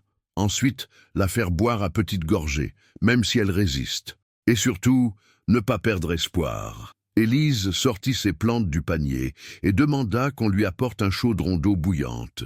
Sous les yeux fascinés des nobles rassemblés dans la chambre, elle commença sa préparation, mesurant chaque ingrédient avec précision, murmurant les paroles que sa mère lui avait apprises. « Qu'est-ce qu'elle dit ?» chuchota le duc. « C'est une vieille prière, » expliqua le prince, « pour que les plantes libèrent leur pouvoir de guérison. » La marquise le regarda avec surprise. « Comment savez-vous cela, Votre Altesse ?»« J'ai beaucoup appris ces derniers jours, » répondit-il en regardant Élise avec respect. Quand la tisane fut prête, Élise revint près du lit. Amélie délirait de plus belle, appelant sa mère d'une voix faible. « Il faut la maintenir assise, » dit Élise. et l'obliger à boire, même si elle refuse. Ce qui suivit fut un combat de plusieurs heures. Amélie rejetait la tisane, se débattait faiblement, retombait dans l'inconscience. Mais Élise ne lâchait pas prise, aidée par sa mère qui tenait la jeune fille, et même par le prince qui apportait des linges frais pour éponger la fièvre. « Pourquoi faites-vous cela ?» demanda soudain la marquise à Élise, pendant qu'Amélie semblait dormir plus paisiblement. « Que voulez-vous dire, vous, après tout ce que je vous ai fait subir? Pourquoi m'aidez-vous » Élise regarda cette femme qui l'avait tant persécutée et ne vit plus qu'une mère brisée par l'angoisse. « Parce que votre fille n'est pour rien dans nos querelles. Et parce que... » Elle hésita. « Parce que ma propre mère m'a appris qu'on ne refuse jamais son aide à quelqu'un qui souffre. » La marquise fondit en larmes. « Je ne mérite pas votre bonté. Nous ne méritons peut-être pas grand-chose, madame la marquise, mais nous pouvons choisir d'être meilleurs que ce que nous méritons. » Ces paroles résonnèrent étrangement dans le silence de la chambre. Le prince, qui se tenait près de la fenêtre, se retourna et regarda Élise avec une expression indéchiffrable. L'aube pointait quand Amélie ouvrit enfin des yeux clairs et lucides. « Maman » murmura-t-elle d'une voix faible mais normale. La marquise se précipita vers le lit. « Ma chérie, ma petite fille » Amélie sourit faiblement. Sa fièvre était tombée. Son teint avait repris des couleurs naturelles. « J'ai soif » dit-elle simplement. Ce furent les plus beaux mots que sa mère avait jamais entendus. Quand il fut certain qu'Amélie était hors de danger, le prince s'approcha d'Élise. « Madame Martin, dit-il solennellement, vous venez de sauver la vie de cet enfant. Comment pourrions-nous vous remercier ?» Élise, épuisée par cette nuit blanche, le regarda avec un sourire las. « En vous souvenant, Votre Altesse, que parfois les plus grands trésors se trouvent dans les endroits les plus humbles. » La marquise, qui avait entendu, leva vers elle des yeux où brillaient des larmes de reconnaissance. « Madame Martin, dit-elle d'une voix tremblante, j'ai été injuste avec vous, cruelle, impardonnable. Le passé est le passé, madame la marquise. Non, Geneviève secoua la tête avec force. Non, il faut que je répare mes torts. Dites-moi ce que je peux faire. N'importe quoi. » Élise réfléchit un moment. Puis, avec un courage tranquille, elle dit « Il y a bien quelque chose, madame la marquise, mais cela vous coûtera peut-être plus que vous ne l'imaginez. » « Quoi donc ? » « Je voudrais récupérer la petite parcelle de terre qui appartenait à mon mari, celle qu'on nous a prise après sa mort, pour payer ses dettes. » La marquise échangea un regard avec le prince, qui hocha la tête d'un air encourageant. « C'est accordé, » dit-elle sans hésiter. « Et pas seulement la parcelle, toute la propriété, avec la petite maison qui va avec. » Élise sentit ses jambes se dérober sous elle. Cette propriété représentait plus qu'elle n'avait jamais osé espérer, de quoi vivre décemment, élever des légumes, peut-être même quelques poules. « Je ne sais comment vous remercier. »« C'est moi qui vous remercie, » dit la marquise en prenant les mains d'Élise dans les siennes. « Vous m'avez rendu ma fille. Vous m'avez aussi montré qui je pouvais être. » Le prince observait cette scène avec une satisfaction évidente. Quand les deux femmes se furent séparées, il s'approcha d'Élise. « Madame Martin, dit-il à voix basse, accepteriez-vous de me parler, en privé? Bien sûr, Votre Altesse. » Il la guida hors de la chambre, dans un petit salon attenant. Là, il ferma soigneusement la porte et se tourna vers elle. « Élise, dit-il, et c'était la première fois qu'il l'appelait par son prénom, ce que vous avez fait cette nuit, c'était magnifique. J'ai juste fait ce que ma mère m'avait appris. Non, vous avez fait bien plus que cela. » Il s'approcha d'elle. « Vous avez montré ce qu'était la vraie noblesse, et vous m'avez donné une leçon que je n'oublierai jamais. » Il hésita, puis ajouta, « Il faut que je vous dise quelque chose d'important. » Élise sentit son cœur s'accélérer. Il y avait quelque chose dans le ton du prince, dans son regard, qui la troublait profondément. « De quoi s'agit-il, Votre Altesse ?» Il prit une inspiration profonde et la regarda droit dans les yeux. « Élise, je ne suis pas celui que vous croyez. » Les mots du prince résonnaient dans le petit salon comme un écho troublant. Élise le regardait, ne comprenant pas le sens de sa déclaration. « Comment cela, vous n'êtes pas celui que je crois ?» demanda-t-elle. Louis-Henri s'éloigna vers la fenêtre, le visage tendu. La lumière de l'aube naissante éclairait ses traits fatigués, révélant une vulnérabilité qu'Élise ne lui avait jamais vue. « Mon nom est bien Louis-Henri Dorval, commença-t-il lentement. Mais je ne suis pas le neveu légitime du roi. Élise sentit le sol se dérober sous ses pieds. Que voulez-vous dire? Il se retourna vers elle, et dans ses yeux, elle lut une douleur profonde, ancienne. Je suis un bâtard, Élise. Le fils d'une liaison que ma mère a eue avec un noble de passage. Mon père officiel, le comte d'Orval, m'a reconnu pour préserver l'honneur de sa famille. Mais le sang royal qui coule soi-disant dans mes veines, il n'existe pas. Élise s'assit lourdement dans un fauteuil, essayant d'assimiler cette révélation. Mais alors, votre titre, votre position, tout repose sur un mensonge. Un mensonge que ma mère a emporté dans sa tombe et que seules 3 personnes connaissent. Moi, mon père adoptif et quelqu'un d'autre. Qui? Une femme qui était la confidente de ma mère. Une certaine Marguerite Dubois, qui vivait autrefois dans ce village. Élise sursauta. Dubois, comme Mathieu le boulanger? Sa tante. Elle est morte il y a 10 ans, mais avant de mourir, elle a confié ce secret à quelqu'un. Quelqu'un qui pourrait à tout moment révéler la vérité et détruire ma vie. Qui? Louis-Henri hésita. Je l'ignore, mais je sais qu'elle a laissé une lettre qui contient tous les détails de ma naissance illégitime. Et cette lettre, quelqu'un la possède. Élise comprenait maintenant pourquoi le prince semblait si tourmenté, si différent des autres nobles qu'elle avait rencontrés. Vous vivez dans la peur constante d'être démasqué, chaque jour depuis 10 ans. Chaque sourire que j'adresse à la cour, chaque ordre que je donne, chaque privilège dont je jouis, tout cela en sachant que je suis un imposteur. Il s'approcha d'elle et s'agenouilla devant son fauteuil, prenant ses mains dans les siennes. Élise, quand vous m'avez parlé l'autre jour de votre mouchoir brodé par votre mère mourante, j'ai pensé à ma propre mère. Elle aussi a brodé quelque chose pour moi avant de mourir. Un petit mouchoir avec mes initiales et une couronne. Elle ne savait pas que cette couronne était usurpée. Des larmes coulaient maintenant sur les joues du prince. Vous m'avez dit que je vivais dans une cage dorée. Vous aviez raison, mais ce que vous ne saviez pas, c'est que cette cage était aussi une prison de mensonges. Élise regardait cet homme puissant agenouillé devant elle, et elle ne voyait plus un prince arrogant, mais un être humain brisé par le poids d'un secret terrible. « Pourquoi me dites-vous cela ?» chuchota-t-elle. « Parce que vous êtes la première personne depuis des années à me voir vraiment. Pas le prince, pas le noble, mais l'homme. Et parce que... » Il leva vers elle un regard implorant. « Parce que j'ai besoin que quelqu'un connaisse la vérité. Quelqu'un en qui j'ai confiance. Vous me faites confiance. Plus qu'à quiconque. Vous auriez pu humilier la marquise hier soir quand elle était à votre merci. Vous auriez pu exiger n'importe quoi. Au lieu de cela, vous avez fait preuve d'une noblesse d'âme que je n'avais jamais vue à la cour. » Un long silence s'installa entre eux. Dehors, les premiers bruits du château qui s'éveillaient commençaient à se faire entendre. « Votre Altesse, » dit finalement Élise, « peu m'importe que vous soyez prince ou bâtard. Ce qui compte, c'est l'homme que vous choisissez d'être. Et quel homme suis-je, selon vous? Un homme qui a le courage de chercher la vérité, même quand elle lui fait mal. Un homme qui s'agenouille devant une paysanne malade et qui s'inquiète sincèrement du sort d'une enfant qu'il ne connaît pas. » Louis-Henri sourit à travers ses larmes. « Vous avez le don de voir le meilleur en chacun, n'est-ce pas? Et vous, vous avez le don de vous voir pire que vous n'êtes. » Il se releva et retourna près de la fenêtre. « Élise, il faut que vous sachiez autre chose. Cette lettre dont je vous ai parlé, je pense savoir qui la détient. » « Qui? Quelqu'un au château.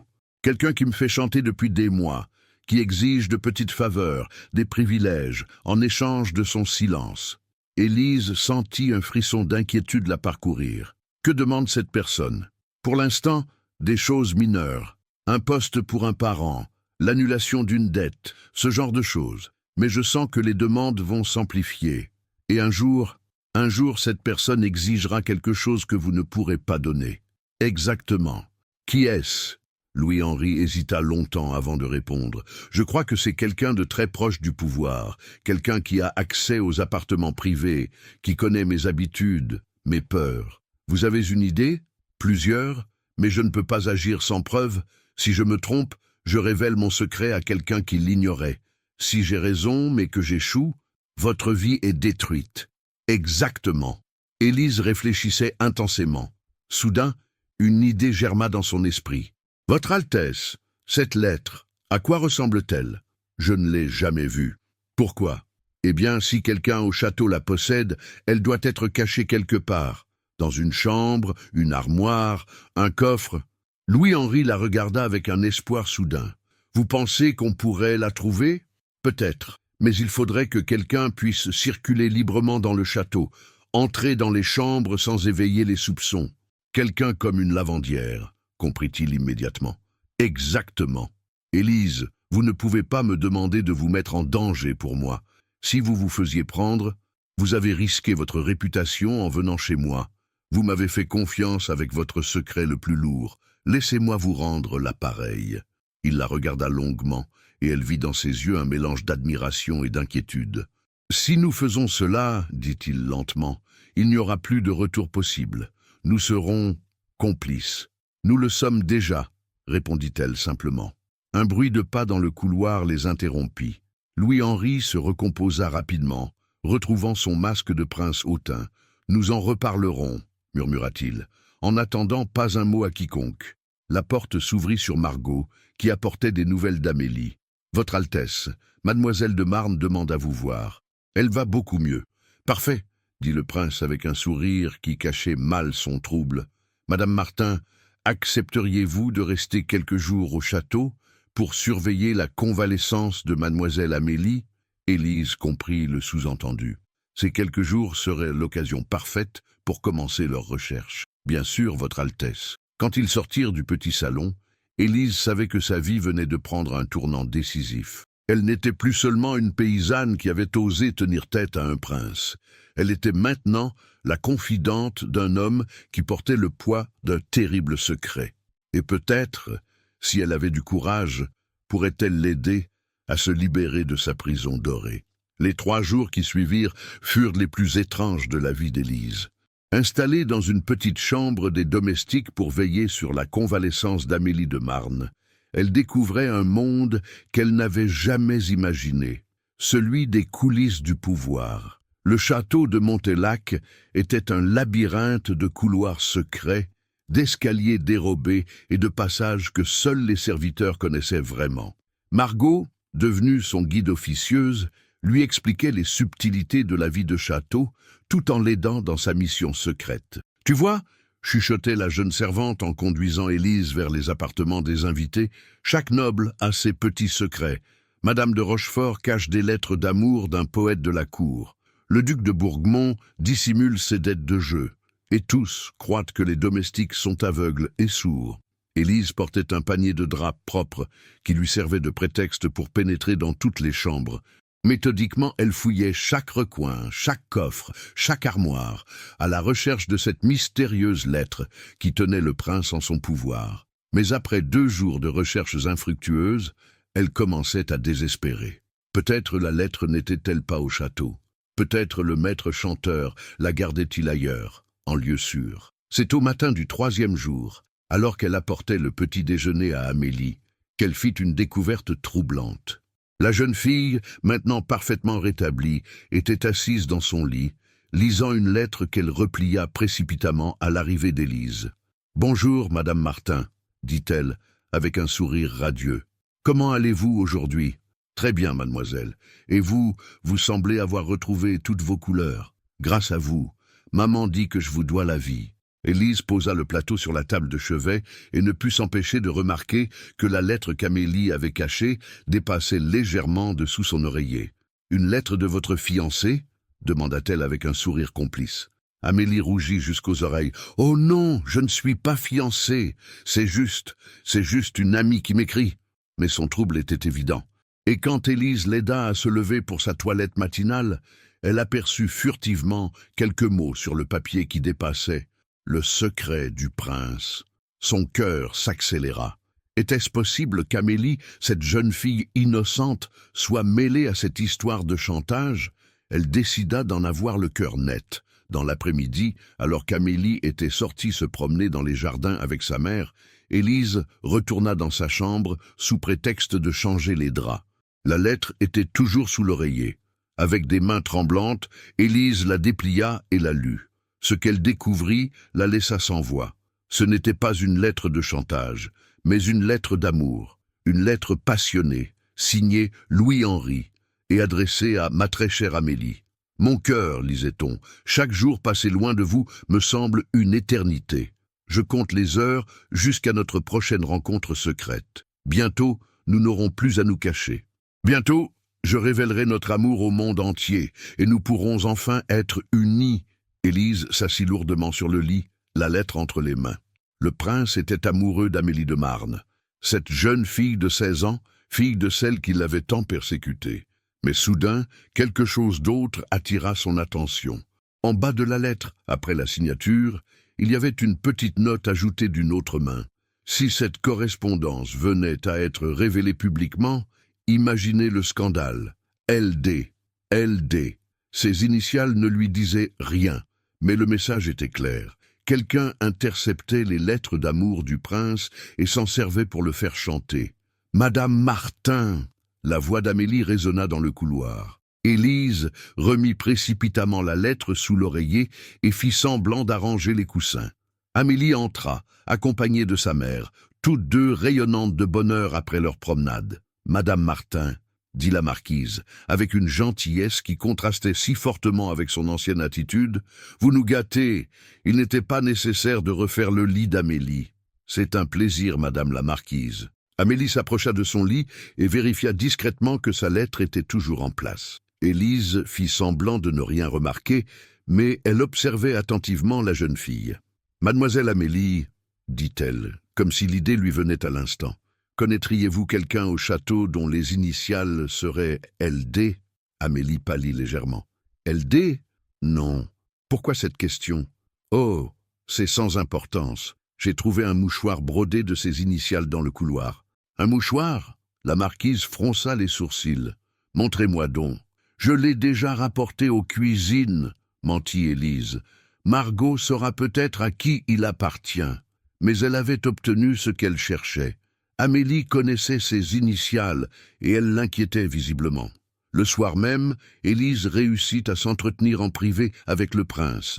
Ils se retrouvèrent dans la bibliothèque du château, entourés de milliers de livres qui gardaient leurs secrets. « Alors, demanda Louis-Henri avec anxiété, avez-vous trouvé quelque chose ? » « Oui et non, répondit Élise. J'ai découvert qui intercepte vos lettres, mais j'ai aussi découvert autre chose. Quoi donc ? Élise prit une inspiration profonde. Vous êtes amoureux d'Amélie de Marne. Le prince rougit comme un adolescent pris en faute. Comment savez-vous cela ? J'ai vu une de vos lettres. Quelqu'un y avait ajouté une menace, signée LD. LD ? Le visage du prince s'assombrit. Lucien d'Estouches. Qui est-ce ? Le secrétaire particulier du duc de Bourgmont. Un homme ambitieux et sans scrupules. Il a accès à tous les courriers du château. Il intercepte vos lettres d'amour et s'en sert pour vous faire chanter ? Exactement. Il sait qu'un scandale amoureux avec une jeune fille de 16 ans ruinerait ma réputation, même sans connaître mon vrai secret. Louis-Henri se laissa tomber dans un fauteuil, accablé. Élise, je suis perdu. Lucien d'Estouches me tient par mes sentiments pour Amélie. Et s'il découvre aussi la vérité sur ma naissance, où gardez-vous vos affaires personnelles les plus précieuses ? Demanda soudain Élise. Dans un coffre secret, dans ma chambre. Pourquoi ? Parce que si Lucien d'Estouches a trouvé la lettre sur votre naissance, c'est peut-être là qu'il l'a prise. Et s'il la conserve quelque part, nous pourrions la récupérer. Louis-Henri se redressa, plein d'espoir soudain. Où loge ce Lucien d'Estouches ? Dans la tour nord, au 3e étage. Mais Élise, c'est trop dangereux. Si vous vous faites prendre, laissez-moi faire, dit-elle avec détermination. J'ai un plan. Cette nuit-là, tandis que le château dormait, Élise se glissa hors de sa chambre. Armée d'une simple chandelle et de tout son courage, elle se dirigea vers la tour nord. Elle ne savait pas encore qu'elle s'apprêtait à découvrir bien plus que la lettre qu'elle cherchait. Elle allait découvrir un complot qui menaçait non seulement le prince, mais tout l'équilibre fragile du royaume. La tour nord du château était plongée dans une obscurité presque totale. Élise montait les marches de pierre une à une. sa chandelle vacillante jetant des ombres dansantes sur les murs humides. Chaque craquement du bois ancien lui semblait résonner comme un coup de tonnerre dans le silence de la nuit. Au 3e étage, elle s'arrêta devant une porte de chêne massif. Une plaque de cuivre terne portait le nom « Lucien Destouches, secrétaire ». Elle colla son oreille au battant. Aucun bruit. L'homme devait dormir profondément. Avec des précautions infinies, elle tourna la poignée. À sa grande surprise, la porte n'était pas verrouillée. Elle s'ouvrit avec un léger grincement qui lui glaça le sang. La chambre de Lucien Destouches était spartiate mais ordonnée. Un lit étroit, une armoire, un bureau couvert de papiers soigneusement classés. Et surtout, dans un coin, un grand coffre de bois ferré qui semblait contenir tous les secrets de son propriétaire. Élise s'approcha du coffre et constata qu'il était fermé par un cadenas. Elle fouilla rapidement le bureau, espérant trouver une clé, mais ne découvrit que des documents administratifs sans intérêt. C'est alors qu'elle remarqua quelque chose d'étrange. Sur le bureau, parmi les papiers officiels, se trouvait une lettre à moitié rédigée. Une lettre qui lui fit froid dans le dos. Monsieur le comte de Bellecour, comme convenu, les preuves de la bâtardise du soi-disant prince Louis-Henri d'Orval sont en ma possession. Dès que vous m'aurez versé la somme promise, je révélerai publiquement son imposture. Le trône de Montélac vous reviendra alors de droit, comme héritier légitime de la couronne. Élise dut s'appuyer au bureau pour ne pas chanceler. Ce n'était pas un simple chantage, c'était un complot politique pour renverser le prince et installer quelqu'un d'autre à sa place. Elle continua sa lecture, les mains tremblantes. L'opinion publique est déjà préparée grâce aux rumeurs que j'ai fait circuler sur ses mœurs dissolues. L'affaire de ces lettres à la jeune Amélie de Marne, que j'ai savamment orchestrée, achèvera de ternir sa réputation. Quand j'aurai révélé qu'il n'est qu'un bâtard, plus personne ne s'opposera à votre légitimité. Un bruit dans l'escalier interrompit sa lecture. Des pas lourds montaient vers l'étage. Élise souffla sa chandelle et se cacha derrière l'armoire, le cœur battant à tout rompre. La porte s'ouvrit. À la lueur d'une lanterne, elle vit entrer un homme de taille moyenne, aux cheveux gris et au visage marqué par la duplicité. Lucien Destouches en personne, mais il n'était pas seul. Une silhouette l'accompagnait, dissimulée dans un manteau à capuche. « Tout se déroule selon nos plans », disait Destouches à voix basse. « Le prince ne se doute de rien. Il croit que je ne fais que le faire chanter pour de l'argent. »« Parfait », répondit l'inconnu d'une voix que Élise ne reconnaissait pas. « Et la lettre ? Vous l'avez toujours ? » ?»« Évidemment. Elle est en sécurité dans mon coffre, avec toutes les autres preuves. » L'homme au manteau s'approcha du bureau et examina la lettre qu'Élise venait de lire. « Excellente rédaction. Quand l'enverrez-vous au comte de Bellecour ? » ?»« Demain. Mais auparavant, j'aimerais m'assurer que notre témoin ne posera pas de problème. » »« Quel témoin ? » ?»« Cette paysanne, Élise Martin, elle rôde trop dans le château, elle pose des questions, et le prince lui accorde une confiance qui m'inquiète. » Élise sentit ses jambes se dérober sous elle. « Il parlait d'elle. Que proposez-vous » demanda l'inconnu. « Un accident, une chute malencontreuse dans l'escalier de la tour, par exemple. Ces marches de pierre sont si glissantes. Vous êtes sûr que c'est nécessaire ? » ?»« Absolument. Cette femme a déjà causé assez de troubles. Rappelez-vous sa scène au salon devant tout le monde. Elle a de l'influence sur le prince. Elle pourrait lui ouvrir les yeux sur notre petit jeu. » L'inconnu hocha la tête. « Faites donc, mais soyez discret. » Comme toujours. Les deux hommes se dirigèrent vers la porte. Élise retint sa respiration, priant pour qu'il ne la découvre pas. Par miracle, ils sortirent sans fouiller la chambre. Mais elle n'était pas au bout de ses découvertes. En se relevant, elle heurta accidentellement le bureau. Un tiroir mal fermé s'ouvrit, révélant son contenu.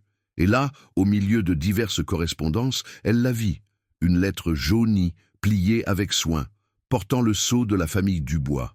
Le cœur battant, elle s'en empara et la déplia.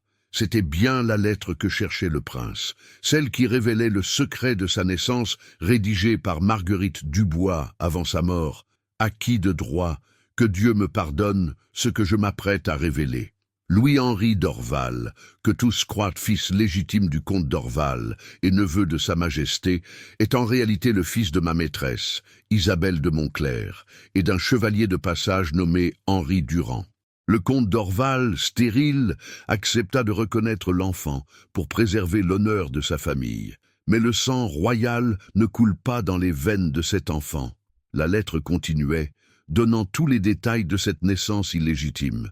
C'était effectivement la preuve qui pouvait détruire le prince. Élise glissa la lettre dans son corsage et se dirigea vers la porte. Mais au moment où elle allait sortir, elle entendit de nouveau des pas dans l'escalier. Cette fois, Destouches remontait seule. Prise au piège, elle se cacha de nouveau derrière l'armoire. L'homme entra et se dirigea directement vers son coffre. Il en sortit une clé de sa poche et l'ouvrit. « Parfait, marmonna-t-il. Tout est là. Demain, le prince Louis-Henri d'Orval apprendra ce que coûte l'orgueil. » Il referma le coffre et se dirigea vers son lit. Élise comprit qu'elle devait fuir, maintenant ou jamais. Elle attendit qu'il commence à se déshabiller, puis se glissa silencieusement hors de sa cachette et sortit de la chambre. Dans le couloir, elle se mit à courir, dévalant les escaliers 4 à 4, la précieuse lettre contre son cœur. Ce n'est qu'une fois revenue dans sa propre chambre qu'elle réalisa l'ampleur de ce qu'elle venait de découvrir. Ce n'était pas seulement la réputation du prince qui était en jeu, mais sa vie même. Car si le comte de Bellecour prenait le pouvoir, il ne se contenterait pas d'exiler son rival, il l'éliminerait. Et elle, Élise Martin, simple paysanne de Saint-Benoît-de-Roche, était maintenant la seule à pouvoir sauver l'homme qui avait su voir en elle autre chose qu'une veuve sale. Mais pour cela, il fallait qu'elle survive jusqu'au matin, car elle savait maintenant que Lucien Destouches avait prévu sa mort. Dans l'obscurité de sa chambre, elle serra la lettre contre elle et pria. Pria pour que l'aube vienne vite, et avec elle, la possibilité de révéler la vérité au prince. Dehors, le vent d'octobre sifflait entre les tours du château, comme s'il portait déjà l'écho des bouleversements à venir. Car demain, tout allait changer. Pour elle, pour le prince, et pour le royaume tout entier.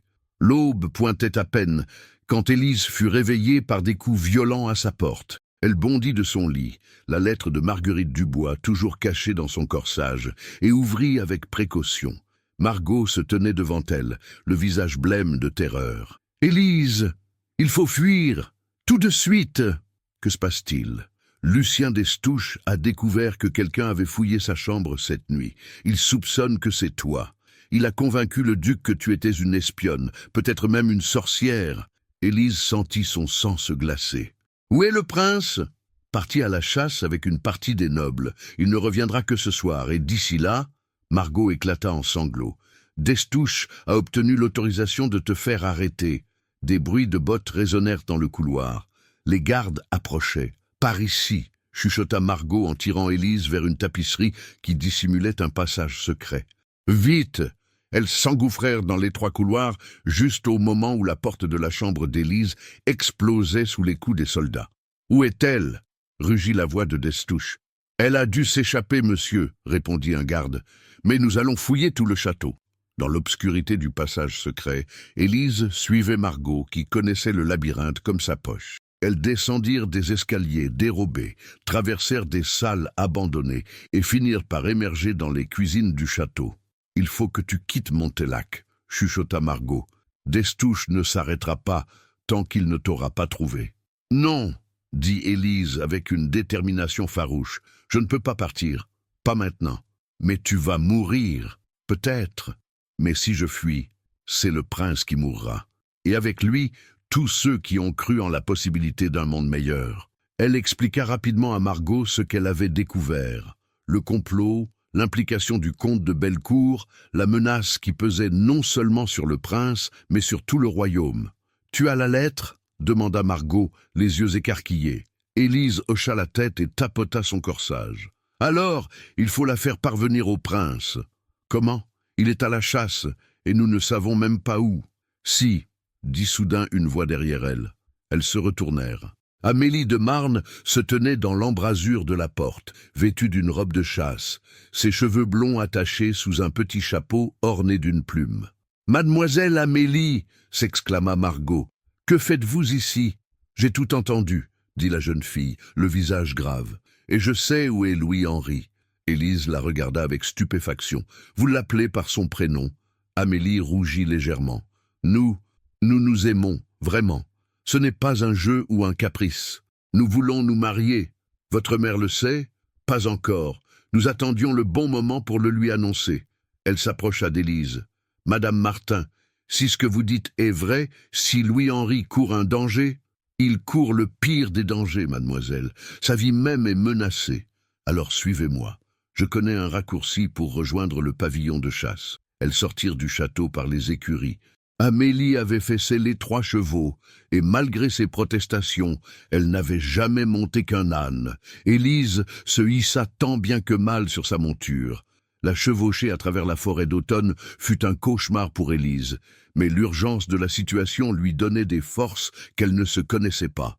Les branches griffaient son visage, son cheval manquait de la désarçonner à chaque tournant, mais elle tenait bon, la lettre précieuse collée contre son cœur. Au bout d'1 heure de cette course folle, elles atteignirent une clairière, au centre de laquelle se dressait un élégant pavillon de chasse. Plusieurs chevaux étaient attachés devant, et on entendait des rires et des conversations à l'intérieur. « Louis-Henri » appela Amélie.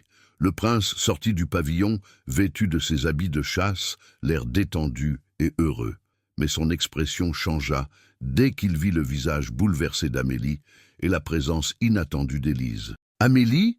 Madame Martin, que faites-vous ici ?» « Louis-Henri, dit Amélie en courant vers lui, vous êtes en danger, un danger mortel. » D'autres nobles sortirent du pavillon, intrigués par cette arrivée inopinée. Élise reconnut le duc de Bourgmont et plusieurs autres seigneurs. « De quoi parlez-vous » demanda le prince en prenant Amélie dans ses bras. Élise s'approcha, encore chancelante de sa chevauchée. « Votre Altesse, j'ai découvert la vérité. Lucien d'Estouches ne vous fait pas chanter pour de l'argent. Il complote avec le comte de Bellecour pour vous renverser. » Un murmure parcourut l'assemblée des nobles. Le duc de Bourgmont fronça les sourcils. « Madame Martin, ces accusations sont graves. Avez-vous des preuves ?»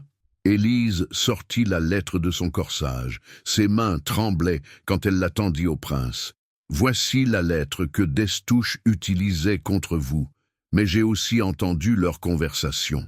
Il prépare votre chute pour installer Bellecour à votre place. » Le prince lut la lettre, et Élise vit son visage devenir livide. Autour d'eux, les nobles échangeaient des regards inquiets. « Si cette lettre dit vrai, » commença le duc. « Elle dit vrai, » coupa le prince d'une voix rauque. « Je ne suis effectivement pas celui que vous croyez. » Un silence de mort s'abattit sur la clairière. Certains nobles portèrent instinctivement la main à leur épée. « Mais, » continua Louis-Henri en relevant fièrement la tête, « je suis l'homme que j'ai choisi d'être. Et si vous me jugez sur mes actes plutôt que sur mon sang, alors vous saurez que j'ai toujours servi ce royaume avec honneur. »« Bellecour sait-il que vous savez ?» demanda brusquement le duc de Bourgmont. « Non !» répondit Élise, « mais d'Estouches doit lui envoyer un message aujourd'hui même. Si nous n'agissons pas, il faut rentrer au château, » décida le prince. « Immédiatement. »« Non !» s'écria soudain une voix. Tous se retournèrent. Au bout de la clairière, un groupe d'hommes armés venait d'apparaître. À leur tête, Élise reconnut avec horreur la silhouette de Lucien d'Estouches. « Personne ne rentrera nulle part, » dit-il avec un sourire mauvais. « Sauf moi, pour annoncer la triste nouvelle, son Altesse et ses compagnons ont eu un accident de chasse. Une tragédie, vraiment. » Les hommes du prince portèrent la main à leurs épées, mais ils étaient largement inférieurs en nombre. « D'Estouches, » dit froidement Louis-Henri, « vous ne pourrez pas nous tuer tous. Et même si vous y parvenez, la vérité finira par éclater. »« Quelle vérité ?» ricana le secrétaire. « Vous n'êtes qu'un bâtard, et cette paysanne n'est qu'une sorcière qui aura péri en tentant de s'enfuir. » Il leva la main, prêt à donner l'ordre d'attaquer. C'est alors qu'Amélie de Marne fit quelque chose d'extraordinaire. Elle s'avança entre les deux groupes, droite et fière, malgré sa jeunesse. « Monsieur d'Estouches, » dit-elle d'une voix claire, « vous oubliez une chose importante. »« Quoi donc, mademoiselle ? » ?»« Je suis témoin de vos crimes, et ma mère, la marquise de Marne, ne vous pardonnera jamais s'il m'arrive malheur. » Destouches hésita. Il avait prévu d'éliminer le prince et Élise, mais s'attaquer à la fille de la marquise était beaucoup plus risqué. « D'ailleurs, » continua Amélie avec un aplomb stupéfiant, « ma mère sait que nous sommes ici. Si nous ne rentrons pas avant la tombée de la nuit, elle enverra toute la garnison à notre recherche. C'était un mensonge, mais il sonna si vrai que Destouches baissa sa main. « Vous gagnez cette manche, gronda-t-il, mais ce n'est que partie remise. Tôt ou tard, la vérité éclatera. » Et ce jour-là, il fit signe à ses hommes de reculer. Mais avant de partir, il lança un dernier regard haineux vers Élise. « Vous ne m'échapperez pas éternellement, sorcière. » Quand ils eurent disparu, le prince se tourna vers ses compagnons. « Mes amis, dit-il gravement, vous connaissez maintenant la vérité sur ma naissance.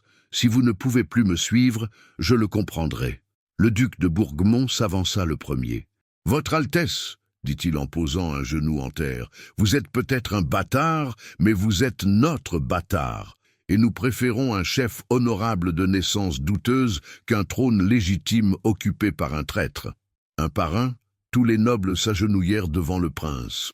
Mais Élise savait que la bataille ne faisait que commencer, car maintenant il fallait retourner au château et affronter Destouches sur son propre terrain.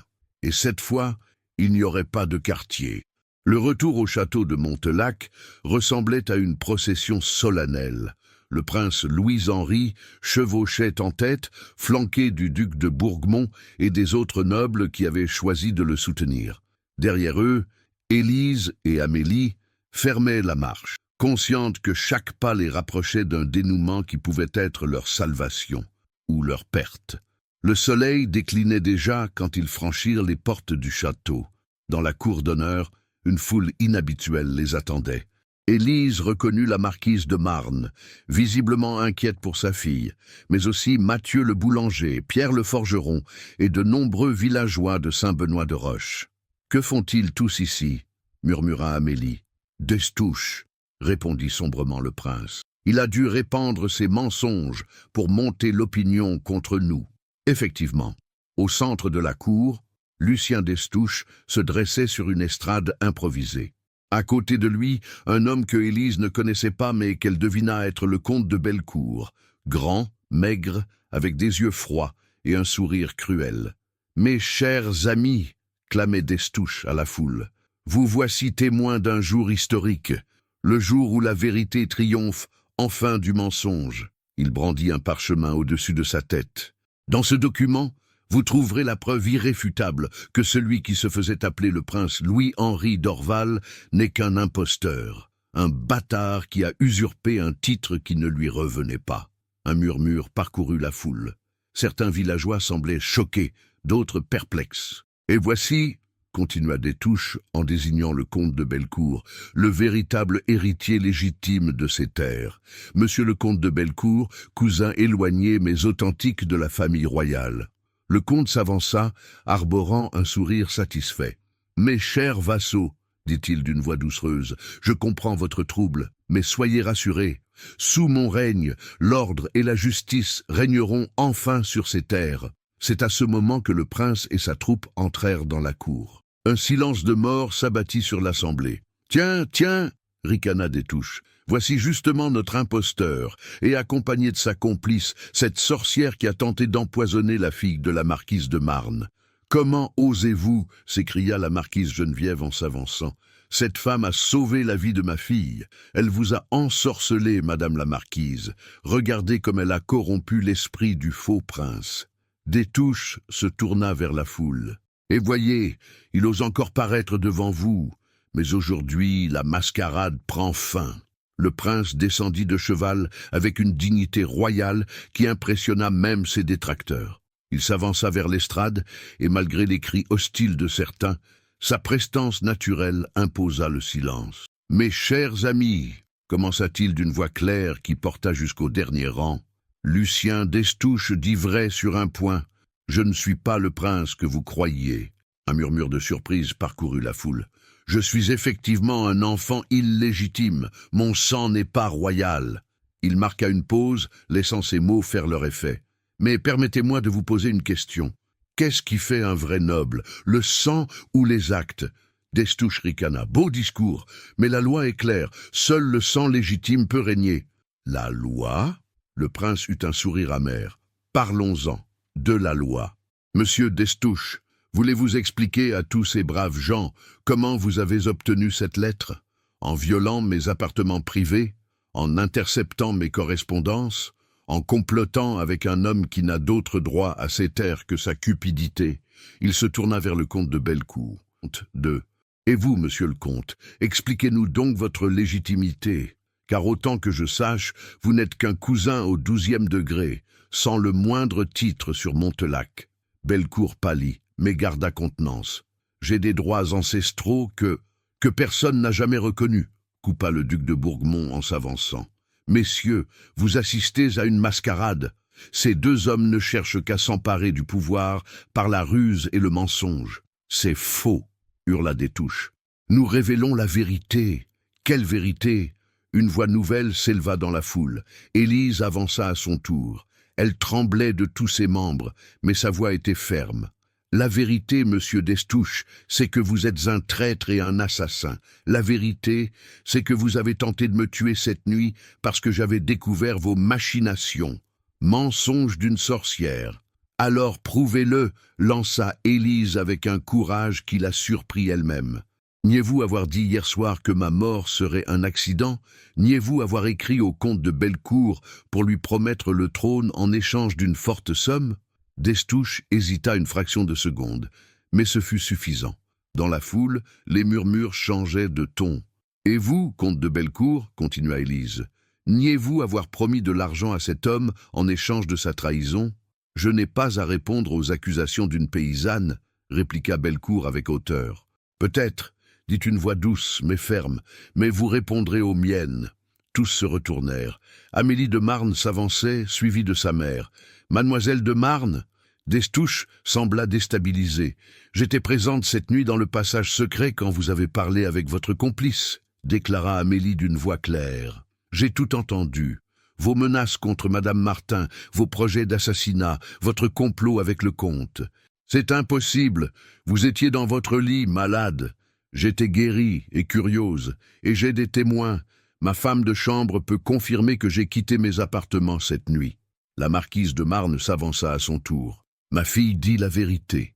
Et moi, Geneviève de Marne, je témoigne que cette femme, elle désigna Élise, a sauvé la vie de mon enfant par pure bonté, sans rien demander en échange. Si c'est là l'œuvre d'une sorcière, alors il nous faut plus de sorcières dans ce royaume. Des applaudissements éclatèrent dans la foule. Le vent était en train de tourner. De plus, continua la marquise, je connais le comte de Bellecour de longue date. C'est un homme criblé de dettes, rejeté par sa propre famille pour ses mœurs dissolues.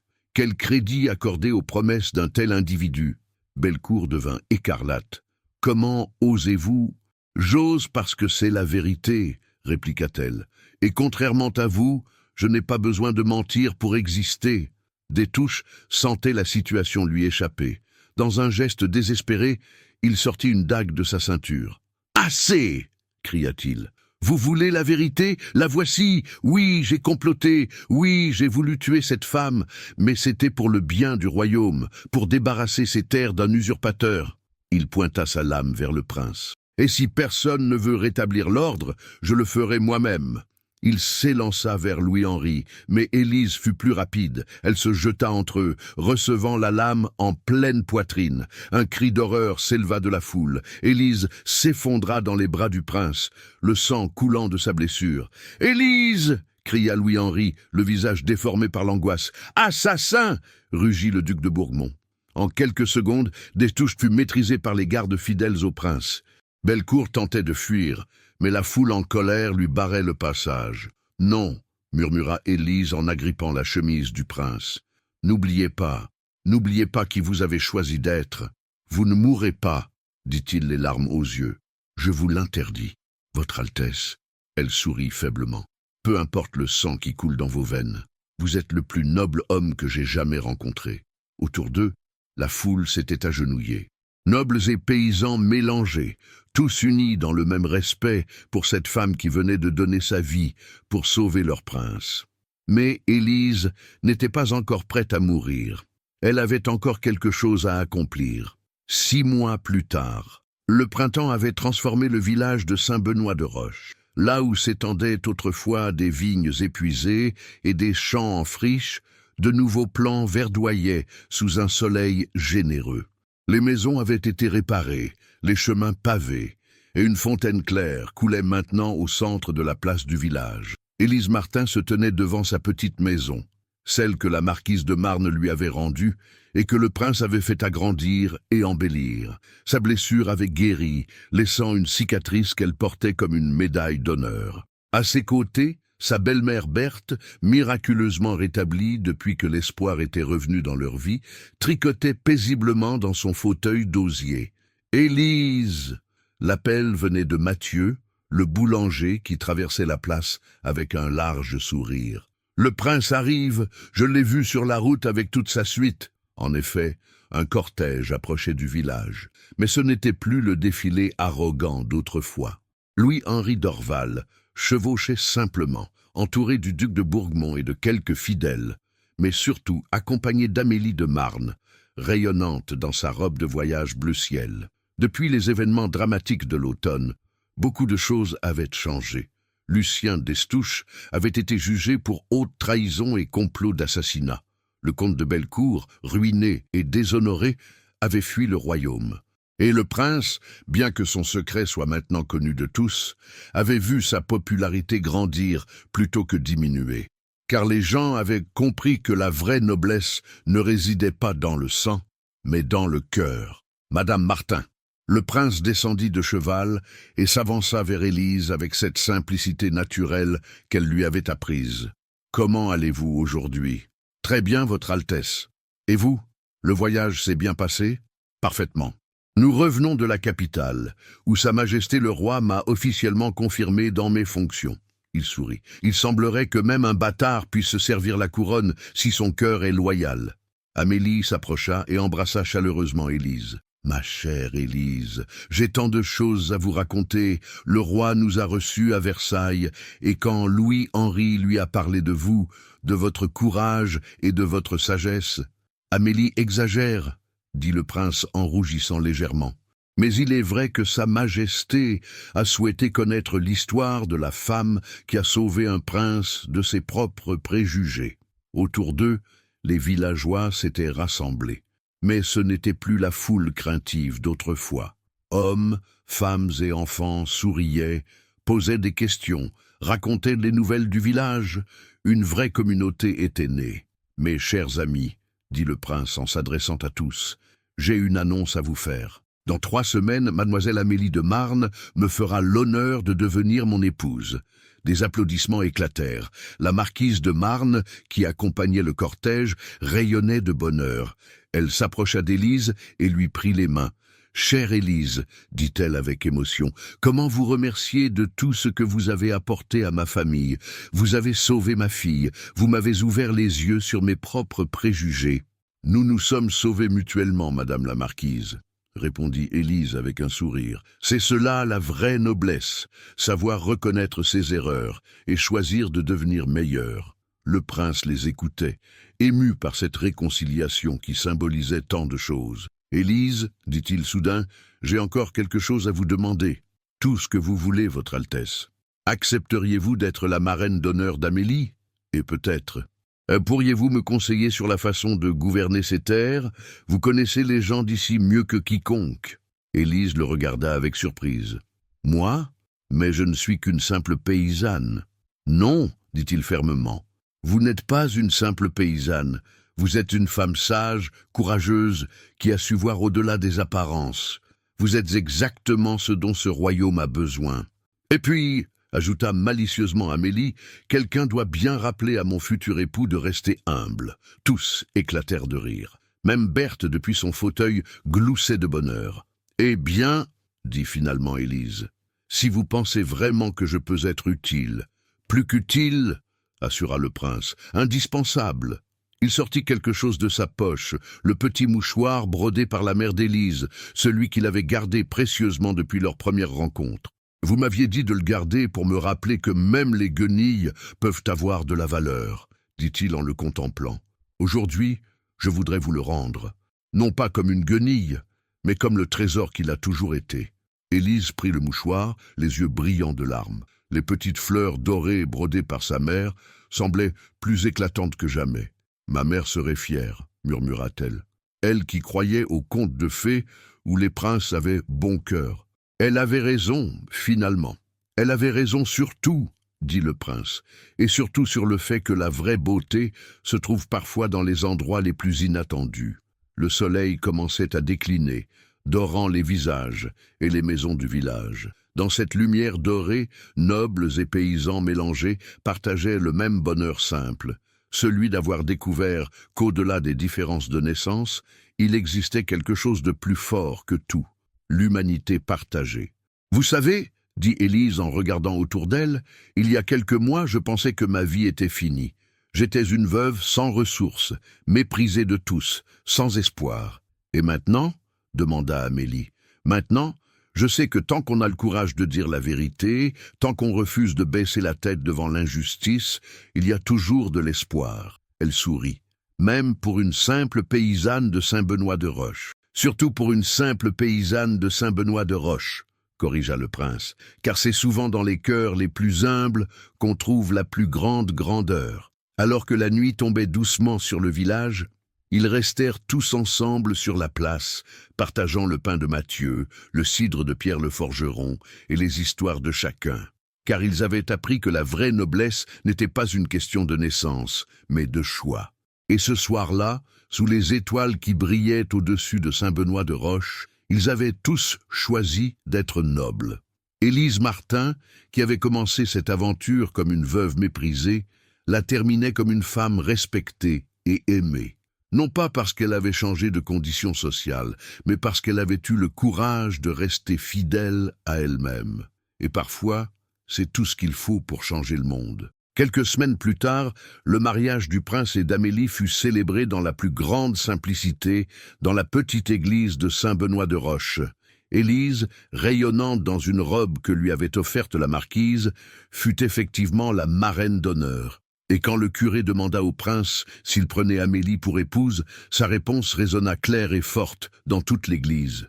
Oui, avec tout l'amour que peut contenir le cœur d'un homme qui a appris que la vraie noblesse vient de l'âme. Dans l'assistance, Élise souriait. Sa mère avait eu raison après tout. Les contes de fées existent bel et bien. Il suffit parfois d'avoir le courage de les écrire soi-même.